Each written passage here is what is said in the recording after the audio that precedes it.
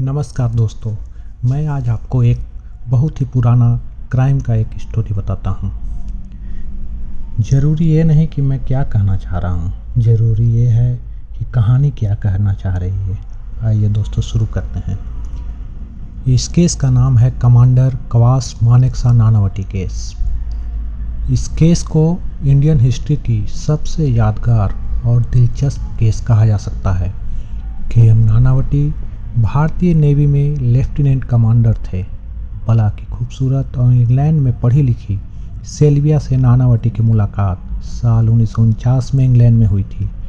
दोनों के बीच प्यार की पींगें बढ़ीं और फिर दोनों ने शादी कर ली। कवास मानेकशॉ नानावटी अपनी बीवी के साथ मुंबई में रहने लगे, लेकिन इस बीच नानावटी की पत्नी सेल्विया को मुंबई के एक अयास बिजनेसमैन प्रेम आहूजा से मोहब्बत हो गई। 3 बच्चों की मां सेल्विया ने प्रेम आहूजा से शादी करने की बात कही, लेकिन प्रेम ने इससे इनकार कर दिया। सेल्विया ने अपने और प्रेम आहूजा के रिश्ते के बारे में नानावटी को सब कुछ सच सच बता दिया।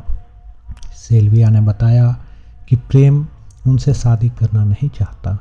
27 अप्रैल 1959 को नानावटी ने अपनी पत्नी और बच्चों को सिनेमा घर के बाहर यह कहकर छोड़ा कि वो फिल्म देखें और मैं थोड़ी देर में आ रहा हूँ। इसके बाद नानावटी सीधे बॉम्बे हार्बर पहुँचे। उन्होंने एक बहाना बनाकर बंदूक और गोलियाँ ली और प्रेम आहूजा के घर जाकर उसके बेडरूम में घुसे तथा उसे गोली मार दी। इसके बाद नानावटी ने पुलिस स्टेशन में सरेंडर भी कर दिया। इस केस के बारे में कहा जाता है कि उस वक्त नौसेना, स्थानीय अखबार और हजारों लोग नानावटी को सपोर्ट कर रहे थे। कई लोग उन्हें बेगुनाह मानते थे। 23 सितंबर 1959 को इस मामले की सुनवाई शुरू हुई थी।